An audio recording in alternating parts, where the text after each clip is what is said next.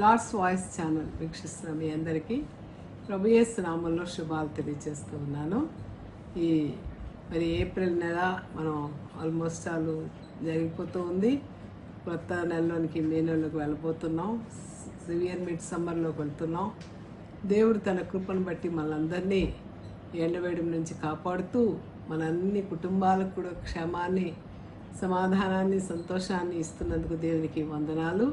ముఖ్యంగా ఈ సంవత్సరం పరీక్షలు రాసిన బిడ్డలకు మంచి ఫలితాలు ఇచ్చిన దేవునికి నా హృదయపూర్వకమైన కృతజ్ఞతలు తెలియజేస్తూ వారందరూ మంచి అడ్మిషన్స్ పొందాలని దేవుని ప్రార్థిస్తూ ఉన్నాను. మన వాక్యంలోనికి వెళ్లే ముందు ప్రార్థన చేసుకున్నాం. సర్వశక్తిమంతుడా, ఘనమైన తండ్రి, ఈ సమయంలో లార్డ్స్ వాయిస్ ఛానల్ ద్వారా మీరు మాతోనూ మాట్లాడుచున్న నాతోనూ ప్రభు, అలాగే వినుచున్న మా ప్రియులతోనూ మీరు ఉన్నందుకు వందనాలు. పరిశుద్ధాత్మ దేవ, ఘనమైన మీ కార్యాలు జరుగుతూ ఉంటుండగా మేము యుక్తముగా మీ సన్నిధిలో ఎలాగో ప్రార్థించాలో, ఏ విధంగా మిమ్మలను ప్రభా మేము మీ ప్రసన్నతను పొందుకోవాలో మాకు నేర్పించమని వినుచున్న ప్రియులను, వారి కుటుంబాలను, వారి బిడ్డలను మీరు ఆశీర్వదించి మీరు మహిమ పొందుమని, సమస్త మహిమ, ఘనత, ప్రభావం మీకే ఆపాదిస్తూ యేసు నామం బట్టి మిక్కిలి వినయముగా బ్రతిమలాడి వేడుకొంచున్నాం తండ్రి, ఆమేన్. పిల్లరా, ఇది చాలా సంతోషకరమైనటువంటి మాట. ఏమిటంటే నాకు 24వ తారీఖున ఆంధ్ర క్రిస్టియన్ థియలాజికల్ కాలేజీ వాళ్ళు ఒక అపురూపమైనటువంటి కానుకను దేవుడు ఆ ఇన్స్టిట్యూట్ ద్వారా నాకు అనుగ్రహించాడు. ఏంటంటే మనం చేస్తున్న సేవలకు వారు మనం గుర్తించి ఆనరీ డాక్టరేట్ ఇన్ డివినిటీలో ఇవ్వటం అనేది ఆంధ్రప్రదేశ్లో వారు నన్ను మన Andhra evangelical Lutheran church president గారి ద్వారా ఏసీటీసీ కాలేజీ ప్రిన్సిపల్ గారు, గవర్నర్స్ బోర్డు యాక్సెప్ట్ చేసి నాకు ఒక ప్రత్యేకమైనటువంటి ఆనరీ డాక్టరేట్ ఇవ్వడం అనేది అది దేవుని చిత్తం. నేను ఎక్స్పెక్ట్ చేయలేదు. కనుక నా ఈ సంతోషంలో మీరందరూ పార్టిసిపేట్ చేయాలని అక్కడ జరిగిన కార్యక్రమాన్ని మీకు చూపించడానికి కూడా నేను చాలా సంతోషిస్తున్నాను. మీ అందరూ హృదయంలో దేవునికి స్తుతులు చెల్లించండి.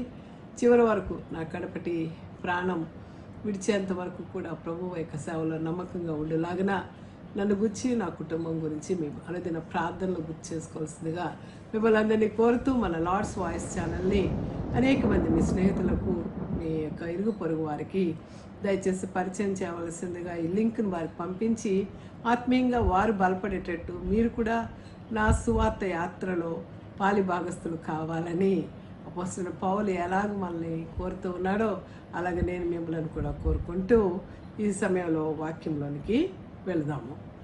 వాక్యమును ధ్యానించే ముందు ఒక చిన్న ఆశ నాకు ఉంది.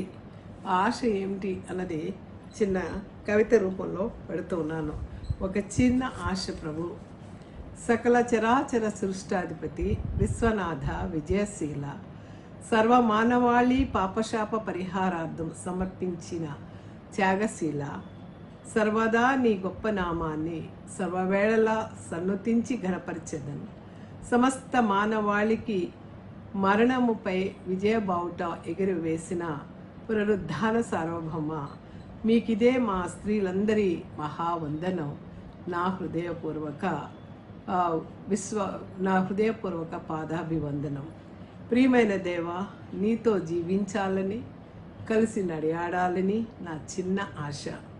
కల్మషము లేని కరుణాత్ముడవు, గారవించి స్త్రీ జాతిని నీ ప్రేమామృత అనుబంధ ఆత్మీయతతో మా జీవితాలకు చిగురాకువలే నిరంతరము పచ్చగా నీతో అడుగులేస్తూ ఈ జీవన మజిలీలో ముందంజ వేయాలన్న నా చిన్న ఆశ. నీతో జీవించాలని, నీలా రూపం దాల్చాలని నా చిన్న ఆశ, నా ప్రార్థన. అఖిల ధాత్రిని ఆనంద సత్య మార్గంలో పయనింప నేటి మా సోదర సోదరి బృందాన్ని పరిశుద్ధాత్మ అభిషేకముతో దర్శింప అపాద మస్తకం నీకు అంకితం కావాలనే నా చిన్న ఆశ నెరవేరని ప్రభు, అన్ని వేళలా నీ మహానామం సన్నతించగా మా హృదయ పాదాభివందనం మీకిదే. సమస్యల వలయాలలో విరిగి నలిగిన మానవతకు వేదన, రోదన, శ్రమల్లో మూలుగుతున్న మనిషికి ఉజ్జీవ పునరుజ్జీవ ప్రసాద విధాతవు విద్యోత్సవము. మృత్యుంజయ మానవత్వపు మధుసుమాలు వికసిల్ల వేకువ వెలుగు రేకువై మా చీకటి జీవితం వెలిగించాలన్నది నా చిన్న ఆశ. నెరవేరని అన్ని వేళలా నీ దానిగా మిగలాలన్నది నా చిన్న ఆశ. అంగీకరించు విభో నా చిన్న ఆశ ప్రభు. Thank you. ఈ సమయంలో మరి మనము వాక్యంలోనికి వెళ్ళే ముందు మన దగ్గర ఉన్నటువంటి వాక్యాన్ని మనం గమనించినట్టయితే ఈ సువార్త 4 సువార్తలు సినాప్టికల్ గాస్పల్స్లో సువార్తకులు బహుశా ప్రభు వారు ఈ లోకంలో పుట్టినది మొదలుకొని వారు ఈ లోకం నుంచి వెళ్ళేంత వరకు అనేకమైనటువంటి విషయాలను ఒకరు ఒక్కొక్క అనుభవాలతో, విన్న అనుభవాలు, చూసిన అనుభవాలతో చాలా చక్కగా రికార్డ్ చేసినటువంటి దృశ్యం మనం చూస్తూ ఉంటాం. అయితే సువార్తికుడు మత్తయ్య, మార్కు మాత్రమే ఈ యొక్క విషయాన్ని, అంటే బైబిల్లో మరి యేసుక్రీస్తు వారిని వెంబడించి తమ కోరికలను నెరవేర్చుకున్నటువంటి, తమ విన్నపాలను ఆలకించేలాగా చేసుకున్నటువంటి ఆ స్త్రీని గురించి వారు రాశారు. ఆ స్త్రీ ఎవరు అని కనుక మనం ఆలోచించినట్టయితే, అమ్మా నీ విశ్వాసము గొప్పది, దై ఫెయిత్ ఈజ్ గ్రేటెస్ట్ అన్న మాట అనిపించుకున్న స్త్రీ ఎవరు అని కనుక ఆలోచించినట్టయితే, మత్తయి సువార్త 15వ అధ్యాయం 21-31 వచనంలోనూ, అలాగే మార్కు సువార్తికుడు 7వ అధ్యాయము 24-30 వచనాల్లో ఈ కానాను యొక్క స్త్రీని గురించి వ్రాయటము జరిగింది. మనం పదే పదే అనుకుంటున్నాం, ప్రార్థన చేసినప్పుడు ప్రార్థన అనగా ఏమిటి, దేవునితో మాట్లాడట, ఎలా మాట్లాడుకోవాలి, దేవుని యొక్క దృష్టి మన మీద పడాలి అంటే మనం ఏ విధంగా ప్రార్థించాలి. ఒకటి స్తుతియాగము చేయడం ద్వారా ఆయన నామాన్ని 1000 నాలుకలతో ఆయన్ని స్తుతించడం ద్వారా, లేకపోతే మనము ఆయన్ని స్తుతించే ముందు మన హృదయంలో ఏ విధమైన దోషారోపణ కల్మషము లేకుండా ఆత్మ పరమాత్మతో కలుసుకునే రీతిగా మనం ప్రార్థించగలగాలి అన్నది మనం చూస్తూ ఉన్నాం. అందుకే మరి పరిశుద్ధుడైనటువంటి యోహాను రాసిన 1వ పత్రిక, యోహాను పత్రిక 5వ అధ్యాయము 14-15 కనుక మనం చూసినట్టయితే ఏమంటాడంటే, మీరు ప్రార్థన చేయనప్పుడు ఆయన మన మనవి విని ఉన్నాడని ఎరిగి ఉన్నాడు, అది నిశ్చయముగా ఆయన నెరవేరుస్తాడని మనం తెలుసుకోవాలి కదా అని ఆయన చెప్తూ ఉంటాడు. కనుక అలా చెయ్యాలి అంటే కనుక మనం ప్రాథమికంగా ఒకటి, మన హృదయంలో ఏ విధమైనటువంటి దోషాలు ఉండకూడదు, ఏ విధమైనటువంటి కక్షలు, కార్పణ్యాలు, కల్మషాము ఉండకూడదు, దేవుని భంగపరిచేటువంటి ఏ విధమైనటువంటి పరిస్థితి అక్కడ ఉండకూడదు. దేవుని ఆత్మ మనతో సహవాసం చేసేలాగా మనము పరిశుద్ధాత్మతో నింపబడిన వారంగా ఉండాలి. అందుకే మన హృదయాన్నిలో ఏ విషయం ఉంటే కనుక ఆ విషయాన్ని ప్రభు సన్నిధిలో ఒప్పుకొని వాటిని విడిచిపెట్టాల్సిన అవసరత ఉంది. కాబట్టి మన హృదయంలో ఏదైనా దాచుకున్నట్టయితే, కోపాన్ని కానీ కక్షను కానీ, ఇతరులతో మనస్పర్ధ ఉండి వారితో మాట్లాడకపోవడం కానీ, ఇలాంటివి చేసినప్పుడు మనం చేసిన ప్రార్థన పరమాకాశం అందున్న తండ్రి వినరు. ముందు మన హృదయాన్ని మనం శుభ్రం చేసుకోవాలి. అంటే మన హృదయం మన మీద దోషారోపణ చేయకుండా ఉండాలి. రెండవది ఏంటంటే, ప్రభు చిత్తాన్ని గుర్తెరిగి ఆయన చిత్తానుసారంగా మనం అడిగిన ఎడలా అని అంటాడు.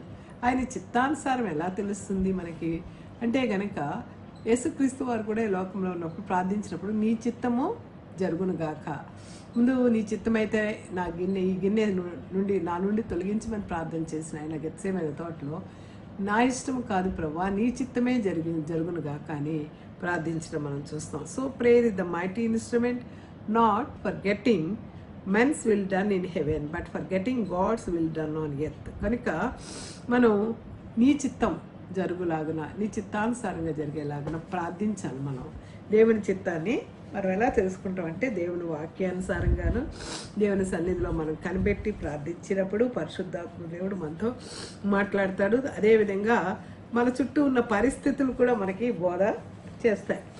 ఆకాశం కానీ ఈ సమస్త ప్రకృతి కూడా మనకి బోధ చేస్తూ ఉంటుంది. కనుక ఆయన దగ్గర మనం స్థిరంగా వెళ్ళి అడిగినప్పుడు అది పొందుకున్నాము అనేటువంటి ఒక గొప్ప విశ్వాసాన్ని కలిగి ఉండాలి. విశ్వాసం లేకుండా దేవునికి ఇష్టడై ఉంట అసాధ్యము. కనుక దేవుని యొక్క సమస్త మాదాశ్వర్యం నుండి ఆయన ప్రతి అవసరాన్ని తీరుస్తాడని ఫిలిప్పీ పత్రికలో 4:9 మనం చూస్తాం. కనుక ఆయన మన కోరికలను తీర్చే దేవుడు అవ్వాలంటే మనలో గట్టి విశ్వాసము అనేది ఉండాలి. ఆయన ఈ లోకంలో ఉన్నప్పుడు ఉదయకాలం సాయంత్రము ప్రార్థనా నైవేద్యాన్ని తండ్రి అయిన దేవునికి సమర్పించినట్టుగా మనం బైబిల్లో చూస్తాం. అంతేకాదు ఆయన గెత్సేమనే తోటలో ఆయన ప్రాణాన్ని పెట్టేటప్పుడు ఆయన మరి విజ్ఞాపనలతోనూ యాచనలతోనూ కన్నీళ్లతోనూ దుఃఖముతోనూ రోదనముతోనూ తన తండ్రికి ఆయన మొరపెట్టుకున్నట్టుగా మనం గమనిస్తూ ఉన్నాం. ప్రియులరా, కనుక ఎలా ప్రార్థించాలంటే విసుగు చెందకుండా దేవుని చిత్తానుసారంగా ప్రే వితౌట్ సీజింగ్, మెళుకుగా ఉండి ప్రార్థన కంటిన్యూస్గా మనం ప్రార్థన చేయాలి. అయితే మనలో అంత ప్రార్థన రాకపోవడానికి కారణం ఏంటన్నది యాకోబు భక్తుడు 4:2-3 అంటాడు.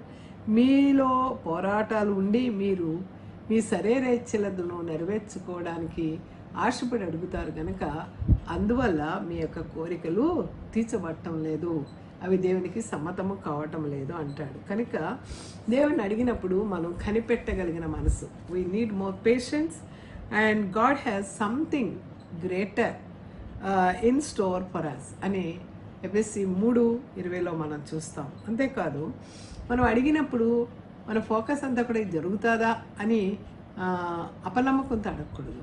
It's a pointless. నువ్వు అక్కడ ఆధారం లేని ఏ విధమైనటువంటి హేతుకత లేకుండా దేవుడు చేస్తాడు అని స్ట్రాంగ్గా ఫోకస్ ఓరియంటెడ్గా మన ఫెయిత్ ఉండాలి. అండ్ విత్ అట్మోస్ట్ ఒబీడియన్స్ దేవునికి కృతజ్ఞతాస్తుతులు విధేయపూర్వకంగా మనం సమర్పించినప్పుడు దేవుడు మన ప్రార్థన ఆలకిస్తాడు. అలాగా ప్రార్థించినటువంటి వారు తమ యొక్క జీవితాల్లో వారి యొక్క కోరికలు నెరవేరినట్టుగా మనము గమనిస్తూ ఉన్నాం. ఇక్కడ మరి మత్తయి సువార్తికుడు అలాగే మార్కు సువార్తికుడు ఒక కానాను స్త్రీ గురించి రాశారు. కానాను స్త్రీ యొక్క కోరిక ఏమిటి? ఆమె యేసుక్రీస్తు వారిని ఏ విధంగా బ్రతిమలాడింది? ఆమెకున్న అడ్డంకులు ఏమిటి, ఆటంకాలు ఏంటి, అభ్యంతరాలు ఏమిటి?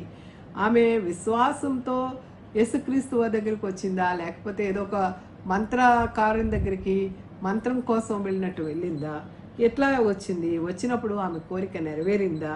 ఈ ప్రశ్నలు కనుక మనం వేసుకుంటే కనుక పరిశుద్ధుడైనటువంటి మార్కు అన్యజనుల దేశమైనటువంటి తూరు సీదోను ప్రాంతానికి యేసుక్రీస్తు వారు చేసిన ఒక 3 గొప్ప ఆశ్చర్య కార్యాల గురించి, ఆయన ఈ అద్భుతాల గురించి ఈ మార్క్ సువార్త 7వ అధ్యాయంలోనూ మరి కొన్ని విషయాలు రాయటం అనేది జరిగింది. కాబట్టి ఆయన ఆ యొక్క ప్రాంతానికి అద్భుతాలు చేసినందువల్ల ఆయన్ని అక్కడ ఉన్నటువంటి వాళ్ళు కొంతమంది ఆయన మీద నింద వేసేటువంటి పరిస్థితి ఉంది.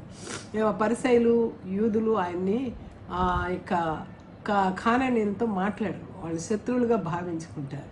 కనుక ప్రభువాన్ని ఇంకా వాళ్ళు చాలా ఒత్తిడి చేసే పరిస్థితి ఉంది. కాబట్టి ఆయన అక్కడి నుంచి వెళ్ళిపోవలసిన పరిస్థితి ఉన్నది. కానీ he was practicing what he had just taught the disciples. There is no difference between Jews and Gentiles. అన్యులకును యూదుల మధ్య ఎటువంటి తేడా లేదు అని తన శిష్యులకు నేర్పడానికే ఆయన ప్రాంతానికి, చీకటిమయమైనటువంటి ఎత్తూరు ప్రాంతానికి ఆయన వెళ్ళినట్టుగా మనం గమనిస్తూ ఉన్నాం. So for all are no difference sinners and need of saviour. ప్రతి ఒక్కరికి, అది యూదులు అవనివ్వండి యూదేతరులు అవనివ్వండి, వాళ్ళకి రక్షకుడు కావాలి అని. అయితే ఈ 4 సువార్తల్లో 35 అద్భుతాలు రికార్డ్ చేయబడ్డాయి. ఈ 35 అద్భుతాల్లో 4 మాత్రమే డైరెక్ట్గా స్త్రీలకు సంబంధించినవిగా మనకు కనబడతాయి. వాటిలో మొదటిది పేతురు అత్త జ్వరం నుంచి విడుదల చేయటము, లూకా 7:11-17 చూస్తాం. అలాగే చనిపోయిన మరియ మార్తల సోదరుడైనటువంటి లాజర్ని దేవుడు బ్రతికించడం, యోహాను సువార్త 11వ అధ్యాయం. అలాగే కానాను స్త్రీ కుమార్తె బహు దయ్యములను పట్టి బాధపడుతున్నటువంటి ఆమెను బాగు చేయటము అనేది మనము ఈ యొక్క మత్తయి మార్కు సువార్తలో రికార్డ్ చేయబడటం చూస్తూ ఉన్నాం. కనుక ఒక నాయరు విధవరాలి కుమారుడు, ఆమె అడగదు దేశప్రభువాన్ని, కానీ ఆమె దుఃఖం చూడలేక వెళ్ళి ఆయన ఆమె కుమారుడిని, చనిపోయిన వాడిని తిరిగి ఆ పాడెను ముట్టి బ్రతికిస్తారు.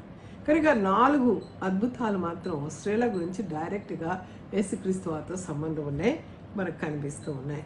యేసుక్రీస్తు వారు మరి కపెర్నహూములో ఈ పరిసయ్యులు మాట్లాడే మాటలు, మీ శిష్యులో ఒక మాట ఒక పద్ధతి ఉండదు, తిండిబోతులు త్రాగుబోతులు ఇలా మాటలు మాట్లాడుతుంటే ప్రభువు వారు కొద్ది దూరం వెళ్ళి తను తాను దేవునికి సమర్పించుకుని ప్రార్థించుకోవాలని చెప్పి ఆయన కపెర్నహూము ప్రాంతం నుండి 43 మైళ్ళ దూరం కాలినడకన బయలుదేరి, అంటే సుమారు 3 రోజులు ఆయన బయలుదేరి అక్కడికి వచ్చి, ఎవరికి ఆ ప్రాంతం తెలియదు కనుక చాటుగా బ్రతకొచ్చు, కొద్ది దినాలు రెస్ట్ తీసుకోవడానికి అయినా సమ్ ప్రైవసీ కోసం ఆయన అక్కడికి వచ్చినట్టుగా మనం గమనిస్తాం. అయితే అప్పటికే ఈ యొక్క స్త్రీ, కానాను స్త్రీ, ఈమె ఏ ప్రాంతానికి చెందింది అని కనుక మనం ఆలోచిస్తే సిరియా ప్రాంతానికి చెందిన ఆమె.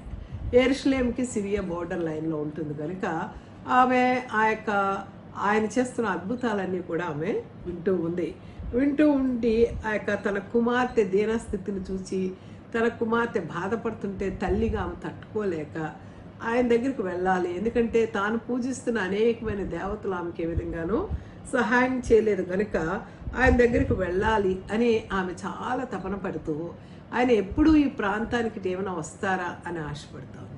ఆశకున్న ప్రాణాన్ని దేవుడు తృప్తిపరుస్తాడు కదా.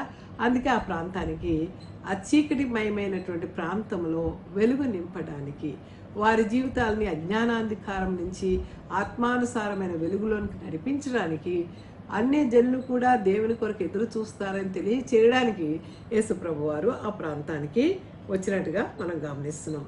But there were many obstacles in the way, yet she overcame them all by faith and got what she needed. ఆమె ఏమిటి ఆ రోజు ఎదుర్కొన్న ఇబ్బందులు, ఆటంకాలు, అడ్డంకులు ఏమిటి అని కనుక ఆలోచిస్తే, her nationality is a big person. ఆమె ఏ జాతికి చెందిన స్త్రీ అని అంటే కనుక, మరి మత్తయి సువార్తికుడు ఏం చెప్తా అంటే ఒక కానాను స్త్రీ అని ఆయన మత్తయి సువార్త 15వ అధ్యాయము 21-31 వచనాల్లో మనం గమనిస్తాం. ఆమెను పరిచయం చేస్తూ, యేసు అక్కడ నుండి బయలుదేరి తూరు సీదోను ప్రాంతంలో వెళ్ళగా, ఇదిగో ఆ ప్రాంతం నుండి కానాను స్త్రీ ఒకటి వచ్చి, ప్రభువా దావీదు కుమారుడా నన్ను కరుణింపుము, నా కుమార్తె దెయ్యము పట్టి బహు బాధపడుచున్నదని కేకలు వేసెను. అది ఆమె వేస్తున్న కేకలు, ఆమె వేదన, తన కుమార్తెను బాగు చేసుకోవాలన్న ఆశ ఆమెలో ఎంతో ఉంది కనుక ఆమె కేకలు వేస్తూ ఉంది. దావీదు కుమారుడా, ఎందుకంటే అందరూ దావీదు కుమారుడా అని అంటంలో అర్థం ఏంటంటే రాబోయే మెస్సియా దావీదు పుడతాడని అందరూ ఎదురు చూస్తూ ఉన్నారు కనుక ఆయన దావీదు కుమారుడు అని అందరూ పిలవడం చూసి ఆమె కూడా ఆయన్ని లోకరక్షకునిగా, ఒక దేవునిగా ఆమె గుర్తించినట్టుగా మనం గమనిస్తూ ఉన్నాం. అయితే ఈమె మరి మార్కు సువార్తలో మార్క్ ఏమంటాడంటే, ఈమె ఆయన అక్కడ లేచి తూరు సీదోను ప్రాంతంలోకి వెళ్ళి ఒక ఇంట ప్రవేశించిన తర్వాత అక్కడ మరుగై ఉండలేకపోయాడంట. ఎందుకంటే అపవిత్రాత్మ చేత పట్టిన చిన్న కుమార్తె గల ఒక స్త్రీ ఆయన గూర్చి విని వెంటనే వచ్చి ఆయన పాదముల మీద పడెను. ఆ స్త్రీ ఎవరు అన్నది ఆయన ఇంట్రడక్షన్ చెప్తున్నాడు. ఆ స్త్రీ సురోఫెనికియా వంశమందు పుట్టిన గ్రీసు దేశస్తురాలు. ఆ సిరియా ప్రాంతానికి చెందిన ఫెనిక్షియా అనేటువంటి ప్రాంతానికి చెందినటువంటి ఈమె గ్రీసు దేశస్తురాలు. ఈమెకి చూడండి, ఒక జాతి ఒక ఇది లేదు, గ్రీసు దేశస్తురాలు అంటున్నాడు.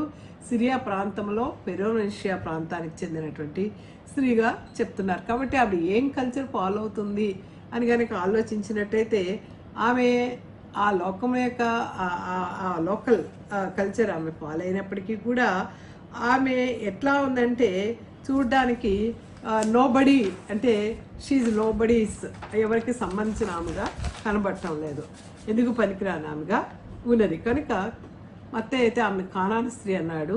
మార్క్ అయితే ఆమె గ్రీసు దేశస్తురాలు, సురోఫెనికియా వంశమందు పుట్టిన గ్రీసు దేశస్తురాలు. ఆమె తన కుమార్తెలో నుండి ఆ దెయ్యమును వెళ్ళగొట్టమని ఆయనను వేడుకొనెను అని ఉంది.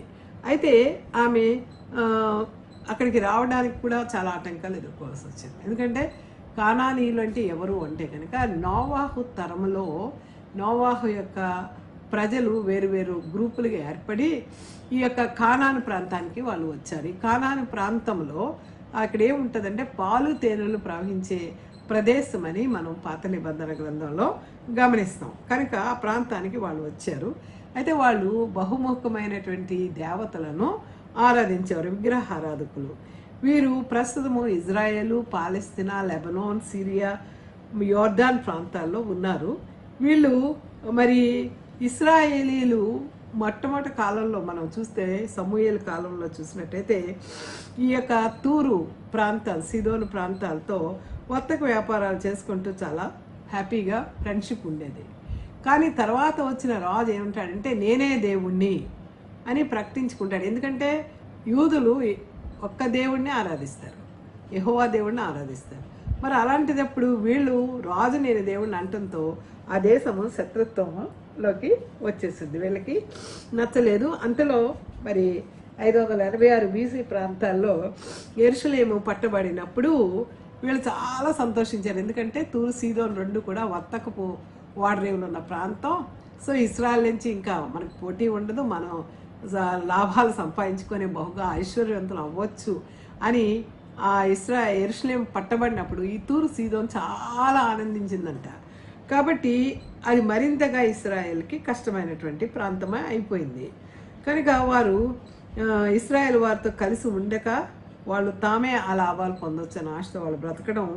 ఆ విధంగా ఆ చెడిపోయిన ప్రాంతానికి అజ్ఞాన అంధకారంలో విగ్రహాలు పూజించుకుంటూ అసలు వాళ్ళు ఏం బ్రతుకుతున్నారు, ఏ కల్చర్ అంటే ఇమ్మోరాలిటీ, వాళ్ళకి ఇష్టం వచ్చినట్టుగా దేవతలను పూజ చేసుకుంటూ విగ్రహారాధనతో పాటు అన్యాయమైనటువంటి ప్రవర్తనను కలిగి వారు జీవించటము. ఈ విధంగా ఉన్న ప్రాంతానికి యేసుక్రీస్తు వారు కాలినడకన మరి 40 మైళ్ళ దూరం ఆయన కష్టపడి అక్కడికి వెళ్ళినట్టుగా, ఒక ఉద్దేశంతో ఆయన ప్రాంతానికి వెళ్ళినట్టుగా మనకి అర్థమవుతూ ఉంది. ఎందుకంటే ఆయన సర్వలోక రక్షకుడు, లోకంలో నశించిన వారిని వెతికి రక్షించడానికి ఆయన లోకానికి వచ్చాడు. కనుక ఆ ఉద్దేశంతోనే ఆ ప్రాంతాన్ని కూడా రక్షించడానికి ఆయన వెళ్ళినట్టుగా మనం ఆలోచించుకోవాలి. అయితే ఆమె రెండవది ఏంటంటే ఆమె స్త్రీ. అది యూద మతంలో కానీ ఆ కనానీల్లో కానీ ఆ మధ్య ప్రాచ్య దేశం మిడిల్ ఈస్ట్ ప్రాంతాలన్నింటిలో కూడా స్త్రీ అంటే చాలా చౌకబారు ఉద్దేశం అనమాట. She's nothing, she's nobody. ఆమె ఎవరికి సంబంధించిన వ్యక్తి కాదు. ఒక బానిసకైనా విలువ ఉంటుందేమో కానీ ఆమెకి ఎలాంటి హక్కులు కానీ ఎలాంటి ఆధిక్యత కానీ సమాజంలో లేనట్టుగా మనకి తెలుస్తూ ఉంది. పైగా వాళ్ళు చాలా దేవతను పూజించే వాళ్ళేమో ఒక్క దేవత కూడా తన కుమార్తెను బాగు చేయకపోవడం ఆమె విసుగు చెంది యేసుక్రీస్తు వారి గురించి ఆ యొక్క యెరూషలేము ప్రాంతంలో జరుగుతున్న అద్భుతాలన్నీ విన్న ఆమె ఆ యొక్క గట్టుని అంటే సరిహద్దులో ఉన్న సిరియా దేశంలో ఆవిడ నివసిస్తూ ఉంది. కనుక ఆమె యేసుక్రీస్తు వారితో కలవడానికి వచ్చినప్పుడు ఆ కానాను జాతి నుండి ఆమె చాలా అభ్యంతరాలు ఎదుర్కోవాల్సి వచ్చింది. అదేవిధంగా యూదులు శిష్యులు ప్రభు వారికి వారు కూడా నువ్వు స్త్రీవి కదా ఇలాగా రోడ్డు మీద పడ్డావేంటి, అసలు మేము యూదులు అన్యులతో మాట్లాడరు, కానానీయులు అంటే అసహ్యం, మాకు వాళ్ళతో మాకు సంబంధం లేదు.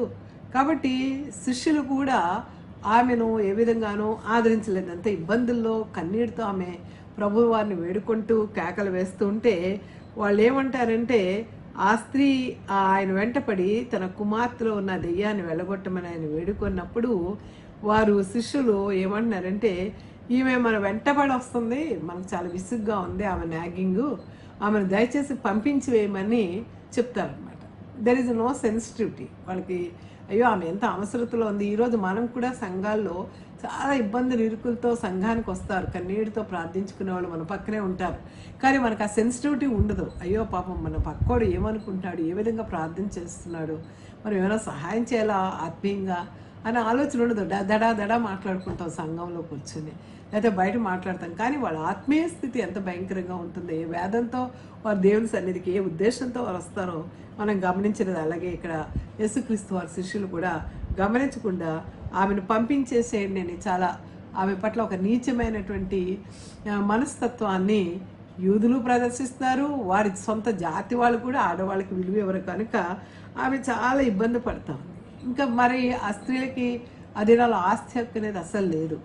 కనుక ఆమె జీవితం ఒక బానిస కంటే హీనమైన జీవితంగా, ఒక పని మనిషిగా, బిడ్డలు కనే యంత్రంగా, అక్కడ లింగ వివక్షత అనేది చాలా ఎక్కువ మనం గమనిస్తూ ఉన్నాం. అంతేకాదు ఆమె ఆనాటి సమాజం ఏంటంటే పితృస్వామ్య వ్యవస్థ, అంటే పురుషుల యొక్క ఆధిక్యత ఉన్న సమాజం. కాబట్టి వాళ్ళ మాటే చెల్లేదు, కానీ ఈమె మాట చెల్లడానికి అవకాశము ఏమీ లేదు. అందుకని ఆవిడ ఏం చేసిందంటే ఆ భావజాలంలో చివరికి సాతాను కూడా ఆమెకి ఎగనెస్ట్ అయిపోయింది. ఆమె కుమార్తెనే పెట్టి బాధ పెట్టడం సాతాను కూడా ఒక అభ్యంతరకరంగా ఆమె జీవితంలో కనబడుతూ ఉంది. ఇంకా ఎవరు ఆమెకి వ్యతిరేకంగా ఉన్నారు అంటే కనుక ఇందాక శిష్యులు కూడా అలాగే ఉన్నారని చెప్పాను. ఇంకా యేసుక్రీస్తు వారు కూడా సంభాషించినప్పుడు ఆమెతో ఆమె అంత వెంటపడి అడుగుతూ ఉంటే ఆయన అసలు సమాధానం చెప్పలేదు. ఆయన పాదాల మీద పడి అడిగినప్పుడు ఆయన ఒక మాట చెప్తున్నారు. ఆమెను చూసి పిల్లలు మొదట తృప్తి పొందవలను, పిల్లల రొట్టె తీసుకొని కుక్క పిల్లలకు వేయటం యుక్తం కాదు అని ఆయన చెప్పటం, ఆ స్త్రీని అవమానపరిచినట్టుగా కుక్క పిల్లతో మాట్లాడడం, పోల్చడం అనేది చాలా బాధగా అనిపించింది. యేసుక్రీస్తు వారు బహుశా బైబిల్ మొత్తంలో తన దగ్గరికి శరణం కోరి వచ్చిన వాళ్ళు, ప్రార్థించే వాళ్ళు వస్తే వాళ్ళ విన్నపాలు వినకుండా మాట్లాడింది ఇదే ఫస్ట్ ఎక్స్పీరియన్స్ లాగా నాకు అనిపిస్తూ ఉంది. ఆయన అలా మాట్లాడేటప్పటికీ ఆ స్త్రీ, నేనైతే చాలా కోప్పడి, చాలా గొప్ప దేవుడు నువ్వు, ఏదో అందరూ ఉద్ధరిస్తావు అనుకున్నాం, కానీ నువ్వు నన్ను కూడా మా మగవాళ్ళలాగే ఇష్టం వచ్చినట్టు మాట్లాడుతున్నావు అని వెళ్ళిపోయేదాన్ని. ఆమె అయితే తన కుమార్తె పడుతున్న బాధ ఒకటి, ఈయన దేవుడని ఆమె గుర్తిరిగింది కనుక ఆమె తను తాను పూర్తిగా తగ్గించుకుని దీనత్వంతో ఆయన అలాగ అన్నప్పుడు ఆమె ఏ విధంగా ఆన్సర్ ఇచ్చింది అన్నది కనుక మనం చూస్తే ప్రభువు వారిని చాలా విసిగిస్తూ ఉంది. ప్రభా ముందు దావీదు కుమారుడా అని మాట్లాడింది. ఇప్పుడు రెండోసారి ఏమంటుందంటే ప్రభువా నా మీద కనికరము చూపించమని ఆవిడ ప్రార్థన చేస్తూ ఉంది. అందుకు ప్రభువు వారు చివరికి ఆయన బాధపడి ఏమంటారంటే పిల్లలకు ముందు మా పిల్లలు తినాలి, వాళ్ళు తృప్తి పొందాలి, ఆ తర్వాతే పిల్లల రొట్టె తీసుకొని వాళ్ళు తినకుండా నేను కుక్క పిల్లలకు వేయటం యుక్తం కాదు కదా అంటాడు. పిల్లలు అంటే ఇక్కడ ఇశ్రాయేలు కనుక ఇశ్రాయేల్ కోసం నేను వచ్చాను. ఆయన ఏమంటాడంటే మత్తయి సువార్త కనుక మనం చూసినట్టయితే చాలా క్లియర్గా మాట్లాడతాడు. ఏంటంటే నేను ఈమెను పంపించేవేమని అని శిష్యులు అడగగా శిష్యులకు ఏం చెప్తున్నారంటే ఇశ్రాయేల్ ఇంటి వారే నశించిన గొర్రెల యొద్దకే కానీ మరి ఎవరి యొద్దకును నేను పంపబడలేదన్ను ఆ శిష్యులతో చెప్తున్నాడు. ఇశ్రాయేల్ ఇంటి వారి యొద్దకే కానీ నేను, అంటే శిష్యుల్ని హీజ్ టెస్టింగ్, అంటే అలా అంటే వాళ్ళు ఏం మాట్లాడతారు అని. అంటే వాళ్ళు ఎందుకు మత్తయి ఆ మాట అంటున్నా అంటే యూదులు కానానీయులతో సహవాసం చేయరు, మాట్లాడరు, వాళ్ళని చాలా బహిష్కరించి కుక్కతో సమానం, కుక్క అని మాట్లాడతారు. ఆ కుక్క ఈ కుక్క అని మాట్లాడతారు, వాళ్ళు మనిషిగా కూడా గుర్తించరు అనమాట.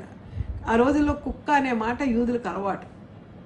చెడువారిని బహిష్కరించేవారిని, పనికి మాలవారిని ఆ వర్డ్తో మాట్లాడేవాళ్ళు. కనుక ఆయన్ని పంపించేయమన్నప్పుడు ప్రభువు వారు ఏమంటారంటే నేను కూడా ఇశ్రాయేల్ ఇంటి వారే నశించిన వారి వద్దకే కానీ మరి నేను ఎవరి వద్దకు పంపబడలేదనగానే ఆమె ముందుకు ఇంకా వచ్చి పట్టుదలకు పోతే పోయిందిలే అని ఆయన తన ఆత్మాభిమానంతో వెళ్ళిపోలేదు. ఆమె ఏం చేసిందంటే ఇంకా మరింత దిగజారిపోయి ఆయన పాదాల దగ్గర పడి ఆయనకు నొక్కి ప్రభువా నాకు సహాయం చేయ, lord how mercy on me, help me.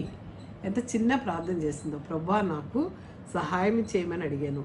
కాబట్టి వెంటనే ఆయన అంటున్నాడు పిల్లల రొట్టె తీసుకొని కుక్క పిల్లలకు వేయటకు యుక్తము కాదు అని చెప్పాడు. పిల్లలకి నేను పెట్టే భోజనం నీకెలా పెడతాను? నేను ఇశ్రాయేల్ నశించిపోతున్న ఇశ్రాయేల్ దగ్గరికి వచ్చాను కానీ నీ దగ్గరికి రాలేదు. కాబట్టి అది నా పిల్లలకి వేయటం రొట్టె ముక్క నా ధర్మం, వాళ్ళకి వేయకుండా నీకు ఎలాగేస్తాను అని ఆమెని ప్రశ్నించినప్పుడు మనం ఒక saintly Scottish minister Samuel Rutherford అని ఆయన ప్రభు కొరకు హత్సాక్షి చాలా ఇబ్బందులు పడ్డారు, చాలా గొప్ప సేవ చేశారు.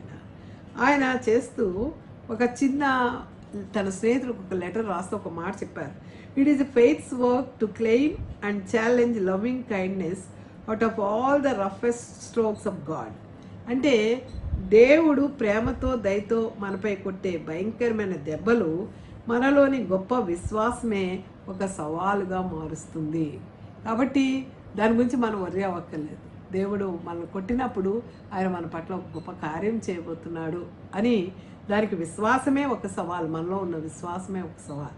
ఈమె కూడా ఆయన ఎంతో విశ్వాసంతో ప్రభువా అని మళ్ళా పాదాల మీద పడి మరి ఆమె ఏం మాట్లాడిందో మనం చూస్తాం. ఏమంటదంటే, అవును ప్రభువా, ఇంకా ఆయన దగ్గరికి వచ్చి ఆయన మొక్కి ప్రభువా నాకు సహాయం చేయమని అడిగినప్పుడు ఆమె నిజమే ప్రభువా, కుక్క పిల్లలు కూడా తమ యజమానుల బల్ల మీద నుండి పడు రొట్టె ముక్కలు తినును కదా. ఎంత వండర్ఫుల్ హంబుల్నెస్ అండి. నిజమే, ఎంత స్మార్ట్నెస్ ఉంది ఆవిలో. అవును ప్రభా, మేము తింటూ ఉంటే కింద కుక్క, ఇంట్లో పెంచుకునే కుక్క పిల్లలు పప్పీస్, మేమేం తింటే అవి తినడానికి అవి ఆశపడతాయి కదా. నిజమే ప్రభా, నేను కుక్క పిల్ల లాంటిదని, నువ్వు చెప్పింది కరెక్టేనో. నీ పిల్లల ఇశ్రాయేలు పిల్లలు అన్నావు కదా, అలాగే నన్ను కూడా నీవు ఇంట్లో పెంచుకున్న ఒక్కొక్క పిల్లని అనుకో ప్రభా. కాబట్టి తప్పే ఉంది ప్రభా, నువ్వు తింటున్నప్పుడు, యజమాని తింటున్నప్పుడు బల్ల మీద ఉండి పడే రొట్టె మొక్కల కోసం కుక్క పిల్లలు ఆశపడతాయి కదా అని అన్నప్పుడు యేసు ప్రభు వారు చలించిపోయారు. ఆమెలోని భక్తి ఆయన్ని ఒక సవాలుగా ఆయనకి విసిరిందనమాట. కాబట్టి ఆమె శిష్యులు మానవత్వం లేకుండా ప్రవర్తించినా కూడా యేసుక్రీస్తు వారు ఆమెను మరి గౌరవించి ఆమెతో ఆయన మాట్లాడడం అనేది మనం చూస్తూ ఉన్నాం. మనం కూడా చాలాసార్లు ప్రభువారిని అడిగినప్పుడు, ఇలాంటి పరిస్థితే మనకు వచ్చినప్పుడు మనం ఎంతగా దుఃఖపడతామంటే, దేవుడు నా మాట వినడా, నా మనవి వినడా, ఏమవుతుంది, ఇంత ప్రార్థన చేస్తున్నాను, ఆయన నన్ను ఎందుకు కరుణించట్లేదు, నా కుమార్తె విషయంలో, నా కుమార్తె ఉద్యోగం విషయంలో, వివాహ విషయంలో, నా బిడ్డల భవిష్యత్తు విషయంలో ఆయన ఏం చేస్తున్నాడు, నా అనారోగ్యం విషయంలో ఆయన ఏం చేస్తున్నాడు. చాలా మన ప్రార్థన వినకపోతే మనం చాలా బాధపడతాం. ఆమె అయితే యేసుక్రీస్తు వాళ్ళు దేవుణ్ణి చూసింది కనుక ఆమె ప్రశ్నకు బదులు ప్రశ్న వేయలేదు. తను తాను పూర్తిగా తగ్గించుకొని, నిజమే ప్రభువా, మీరు చెప్పింది కరెక్టే, కుక్క పిల్లలు బల్ల మీద, యజమాని బల్ల మీద నుండి పడే రొట్టె ముక్కలు తింటాయి కదా, కనుక నన్ను ఆ విధంగా మీరు ఆలోచించి నాకు సహాయం చేయండి అని చెప్పింది. ఆమె ఆ మొర్ర ప్రభువు వారిని కదిలించేసిందంటే, ఆమె విశ్వాసము ఎంతగా కదిలించేసిందంటే ఆయన తట్టుకోలేనంతగా ఆయన విసిన సవాలు వెంటనే ఆయన మరి తన మొండితనంతో ఆయన వెంబడించటము, ఇవన్నీ కూడా మనం చూసినట్టయితే యేసుక్రీస్తు వారు బహుశా ఆయన ఉద్దేశం ఏంటంటే, ఇలా అన్నప్పుడు ఆమెలో విశ్వాసం ఉందా లేదా అన్నది ఒక టెస్టింగ్కి అన్నారా ఈ మాటలు, లేకపోతే శిష్యులకి కేవలం నేను యూదుల కోసమే, రక్షణ కోసమే రాలేదు, సర్వలోక పాప పరిహారార్థం నేను రక్షించడానికి వచ్చి ఒక రక్తాన్ని, నా యొక్క రక్తాన్ని త్యాగం చేయడానికి వచ్చాను కనుక నేను వారి కోసం కూడా ఈ లోకానికి వచ్చాను, అన్యజనులు రక్షణ కోసం నేను ఈ లోకానికి వచ్చాను, నశించిపోయే వారిని వెదకి రక్షించడానికి వచ్చాను. మూడవది ఏంటంటే, అన్యజనులైన వారు సైతము దేవుడిచ్చే విడుదల కోసం కనిపెడుతున్నారు. వాళ్ళు ఏదో విగ్రహాలని పూజిస్తున్నారని మీరు అనుకుంటున్నారు, కానీ మీ హృదయాల్లో చాలా పెద్ద విగ్రహాలు ఉన్నాయి. మేము యూదులు, మాకు ఆచారాలు, ఆ సాంప్రదాయాలు, భక్తి మాకు తెలుసు అని మీరు అనుకుంటారు. కానీ ఆమె అయితే తను తగ్గించుకొని కుక్క పిల్ల కంటే హీరగా, ప్రభువా ఒకటి తండ్రి, నేను కూడా కుక్క పిల్ల వంటిదానే, నా కుమార్తె కుక్క పిల్ల వంటిదే, దయచేసి నువ్వు మా పట్ల జాలి చూపించని అడిగినటువంటి ప్రార్థన గొప్పది అని చెప్పి మరి ఆమె యొక్క భక్తిని వారి శిష్యులకు ఆయన చేయి పెట్టి చూపించడం అనేది మనం చూస్తూ ఉన్నాం. కనుక ప్రియులారా, ఇక్కడ చూసినట్టయితే ఆమె జీవితం నుంచి మనం ఏమేమి నేర్చుకోగలుగుతున్నాం అని కనుక మనం ఆలోచించినట్టయితే, ఆమె పట్టుదల గల మనిషి, తను గొప్ప విశ్వాసి, దీనత్వం గల ఆమె, పట్టుదల గల మనిషి, మానసికంగా చురుకైంది, తెలివైంది, గొప్ప విశ్వాసి. అందుకే ఆమె అవసరతల్లో తన గర్వాన్ని విడిచిపెట్టింది. గర్వం నాశనానికి ముందు నడుస్తుంది. మనం గర్వంతో ఉంటే దేవుని సన్నిధికి వచ్చి అచ్చే ఇచ్చే I command in the mighty name of Jesus అని అడిగితే అవ్వో. మనం పూర్తిగా దేవుని యొక్క సన్నిధిలో ఆయన్ని ఆరాధిస్తూ తగ్గుదల పొందుకుంది కాబట్టే ఆమె అవసరం ఆమెకు విధేయతను నేర్పింది కనుక ఆమె దీనత్వం కలిగి ఉంది. అందుకే మత్తయి సువార్త 5వ అధ్యాయంలో ఉంది, blessed are the poor in spirit for their is the kingdom of heaven. ఎవరైతే మరి కనికరం కలిగినటువంటి ఆత్మ కలిగి ఉంటారో, దీనులు ఉంటారో, వారు యొక్క పరలోకాన్ని వారు పొందుకుంటారు అనే వాక్యం మనం చూస్తాం. అందుకే ఆమె దేవుణ్ణి విశ్వాసాల్లో గెలిచింది ఆమె. అలాగే మనం సాధారణంగా ఇలాంటి పరిస్థితుల్లో వెళ్తున్న ప్రజల్ని మనం సంఘంలో లీడర్లుగా ఉంటాం, పెద్ద పెద్ద స్త్రీల సమాజం లీడర్స్గా ఉంటాం, పురుషులు లీడర్స్గా ఉంటాం. కానీ ఎవరు ఏమి ఇబ్బందుల్లో ఉన్నారో వారిని ఆత్మీయంగా ఎలా బలపరచాలో తెలియక వారిని మనం శిష్యుల వలె పంపించి వేయడానికి, లేకపోతే వారి పట్ల చాలా మూర్ఖంగా మనం పనిచేయడం అనేది, మందలించడం అనేది చేస్తూ ఉంటాం. అయితే యేసుక్రీస్తు వారు చాలా చక్కగా వారికి చెప్తున్నారు, నేను నశించిన గొర్రెలను రక్షించడానికి ఈ లోకానికి వచ్చాను అని చెప్పి ఆయన చెప్తూ, మరి ఆ యొక్క కుక్క పిల్ల అనే సామెతను తీసుకొచ్చిన ఆమె ఆత్మాభిమానం దెబ్బ తినకుండా ప్రభువా నాకు సహాయం చేయమని ఆమె ప్రార్థించుకోవడం మనం చూసినప్పుడు ఆమెలో ఒక భయంకరమైనటువంటి విశ్వాసము, పట్టు సడలైనటువంటి విశ్వాసము, అంతేకాదు ఆ యొక్క దీనత్వంతో ఆమె మానసికంగా తన కుమార్తె అవసరతలు, అంటే తన కుమార్తె తాను బాగుపడటం కాదు, కానీ తన కుమార్తె ఉన్న ఆ చీకటి శక్తుల నుంచి విజయం పొందుకోవాలి, వెలుగులోనికి మా కుటుంబం రావాలి, ఆ యొక్క చీకటి ప్రాంతం తూరు సీదోను ప్రాంతాల్లో మేము దేవుణ్ణి వెలుగును చూపించేటువంటి ఫస్ట్ అంబాసిడర్స్ కావాలనేటువంటి ఆశ ఆమెలో ఉన్నట్టుగా మనం గమనిస్తూ ఉన్నాం. కనుక ప్రియులారా, ఆమెను చూసినప్పుడు ఆమెలో గ్రేట్ బిలీవర్ మనకి కనిపిస్తూ ఉన్నాడు. శిష్యులు తిట్టారు, చుట్టుపక్కల వాళ్ళు కానానీలు ఆమె తిడుతున్నారు, వాళ్ళు వెంటపోతున్నావేంటి, జాతికి భ్రష్టమైన సంతానం నువ్వు అని చెప్పి ఇష్టం వచ్చినట్టు మాట్లాడుతూ ఉన్నారు వాళ్ళ జాతి నాయకులు. అయినా కూడా అవేమీ ఆమె పట్టించుకోవట్లేదు. యేసుక్రీస్తులో దేవుణ్ణి ఆమె చూచింది. కాబట్టి ఆమెలోని యేసుక్రీస్తు వారి మంచితనము, ఆయన కృప, ఆయన దయ, ఆయన ప్రేమ ఆమెను గాఢమైన విశ్వాసగా మార్చేసాయి. కాబట్టి ప్రభువారు ఆమె విశ్వాసాన్ని పరీక్షిస్తూ మాటలు అన్నప్పుడు కూడా ఆమె తాను తగ్గించుకున్న విధానం చూసినప్పుడు, ఆమె సడలని విశ్వాసం చూసినప్పుడు ప్రభువారు చెప్తా ఉన్నారు. అందుకు యేసు మరి మత్తయి సువార్త 15:28లో అమ్మా నీ విశ్వాసము గొప్పది, నీ కోరినట్టే నీకు అవునుగాక అని ఆమెతో చెప్పాను. ఆ గడియలోనే ఆమె కుమార్తె స్వస్థతమైంది. చూడండి, ప్రభువారు వెళ్ళి చేపట్టుకోలేదు, చూడలేదు, ముట్టలేదు, ఇక్కడ ఉండి మాట్లాడితే అక్కడ కార్యం జరిగింది. బైబిల్ అలాగే ఇద్దరి జీవితాల్లోనే జరిగింది. ఒకటి శతాధిపతి తన దాసుని గురించి ముట్టమని అడిగినప్పుడు శతాధిపతి దాసుడు అడగలేదు, కానీ శతాధిపతి తన దాసుని గురించి ప్రభు దగ్గర రిక్వెస్ట్ చేయడానికి వచ్చినప్పుడు సంఘ పెద్దలు, యూదా లీడర్స్ అందరూ కూడా ఆయనకి రికమెండ్ చేసినప్పటికీ కూడా ప్రభువా నువ్వు నా ఇంటికి రావడానికి ఏమాత్రం అర్హుడిని కాదు, కానీ మాట మాత్రంగా సెలవు అని ఆయన అడిగినప్పుడు ఆయన మాట చెప్పినా ఈ దాసుడు బ్రతుకునుగాక అని చెప్పాడు. అలాగే ఇక్కడ ఆయన కుమార్తె ఈ క్షణమైందే నీ కోరినట్టుగా నీకు అవునుగాక. నీ కోరికలు ఎందుకు తీర్చడం లేదంటే మనము దేవుని అంతగా వెంబడించలేకపోతూ ఉన్నాం. కనుక ఈ దినం నీ భర్తలోని చెడు వ్యసనాలు, నీ బిడ్డల్లో చెడు వ్యసనాలు, బిడ్డలు ఆత్మరక్షణ లేకుండా లోకానుసారంగా వెళ్ళిపోవడము, లేకపోతే నీ జీవితంలో ఎన్నో బాధలు ఉన్నాయనుకో, వాటిని చూసి కన్నీరు మున్నీరుగా ఏడుస్తున్నావా? ఎందుకు ఏడుస్తున్నావు? ఆశ నిరీక్షణ లేని స్థితిలో ఎందుకు ఉంటున్నావు?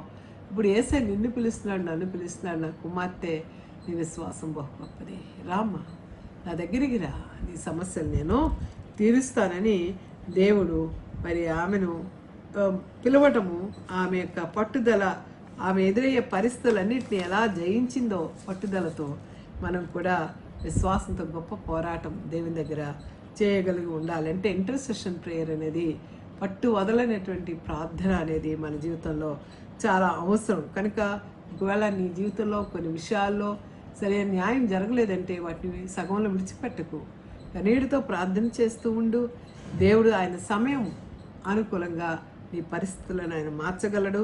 అంతేకాదు, నువ్వు అడిగినవన్నీ పొందుకున్నానన్న నమ్మకంతో ముందుగానే దేవునికి కృతజ్ఞతాస్తుతులు చెల్లించు. ఆయన్ను ఆరాధించినప్పుడు నీ విశ్వాసమే నిన్ను బాగు చేస్తుంది. కనుక అప్పుడు గొప్ప విశ్వాసిగా అవటమే కాదు, గొప్ప సమాధానాన్ని ఆ ఇంట్లో పొందుకుంటావు. కనుక ఒక బైబిల్ స్కాలర్ ఏమంటాడంటే, నువ్వు గొప్ప విశ్వాసం కావాలంటే నీ జీవితంలో ఒక పెద్ద అవసరం అనేది ఉండాలి. Great faith requires a great need అంటాడు. నీ అవసరాలను ఎవరు నెరవేరుస్తారో వారిని తెలుసుకొని వారిపై ఫోకస్ చేయడమే గొప్ప విశ్వాసానికి కావలసిన మొట్టమొదటి మెట్టు. ఎవరు మన అవసరాలు తీరుస్తారు? Right person. We have to select the right person.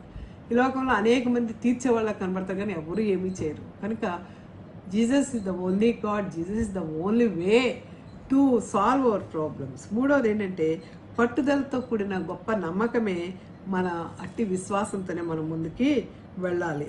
తర్వాత మన గురించి విలువ తెలియకపోవటమే గొప్ప విశ్వాసం అవసరం.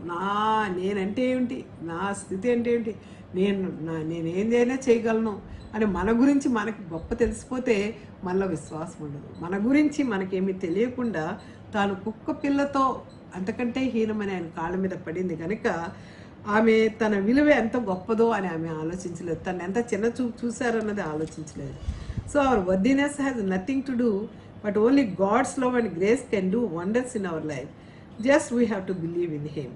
అంతేకాదు ఆయన రోగం దగ్గరికి వెళ్లకుండానే ఆ రోగిని బాగు చేయగలరు. So together Jew and Gentile have been brought into the family of God through Christ. కనుక ఈరోజు అపోస్తలుడైన పౌలు చెప్పినట్టుగా మరి యూదునకు లేకపోతే గ్రీసు దేశస్థుడని సిథియనుడని ఏ భేదమునో లేదు. అందరూ దేవుని యందు విశ్వాసం ఉంచినప్పుడు వారి కుమార్తెలుగా కుమారులుగా పిలువబడతారు. ఎందుకంటే ఆయన మనందరి పాపాల నిమిత్తము ఆ సిలువలో భయంకరమైన విమోచన క్రయధనంగా తను తాను సమర్పించుకొని మనందరికీ విలువైన రక్తంతో ఆయన రక్షణని ఇచ్చారు కనుక ఆయన మనల్ని భాగ్యవంతుని చేశాడు. కనుక ఈరోజు అపోస్తలుడైన పౌలు చెప్పినట్టుగా మరి ఇదివరకు సమీపస్తులు కాని వారు సమీపస్తులు అయినట్టుగా యేసుక్రీస్తు రక్తం చేత మనల్ని కొన్నారు గనుక ఆయన మనసొత్తు గనుక ఆమెలోని ప్రార్థనా జీవితం ఆమె అవసరతను తీర్చి ఆ ఇంటికి వెలుగుని ఎలా తీసుకువెళ్ళిందో ఈ దినం నీ ఇంట్లో ఏ సమస్య ఉన్నా సరే, నీ జీవితంలో ఏమి సమస్య ఉన్నా సరే ప్రభు దగ్గరికి తీసుకెళ్ళి విశ్వాసంతో ప్రార్థించినప్పుడు వాటిని పొంది ఉన్నానైన నమ్మకంతో కృతజ్ఞతా హృదయాలతో ఆరాధించినప్పుడు ఖచ్చితంగా జరుగుతాయని ఆత్మ చెప్పుచున్న మాటలు చెవిగల ప్రతి వారు వినాలని కోరుకుంటూ సెలవు తీసుకుంటున్నాను. God bless you. ప్రార్థన చేసుకుందాం. స్తోత్రం ప్రభా, ఈ సమయంలో మా ప్రియులతో నాతో మీరు మాట్లాడినందుకు వందనాలు. నిజమే ప్రభా, మీరు కార్యాలు చేయగల గొప్ప దేవుడు. అవునంటే అవునే కానీ కాదనే దేవుడు కాదు ప్రభా.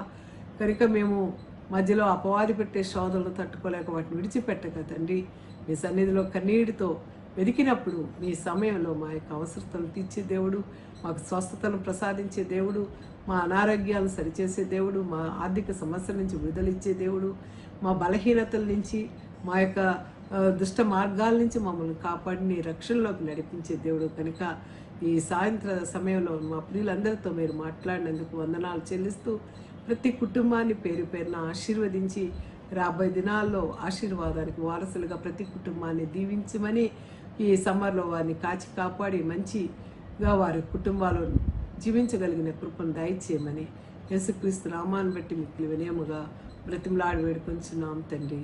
ఆమేన్. God bless you.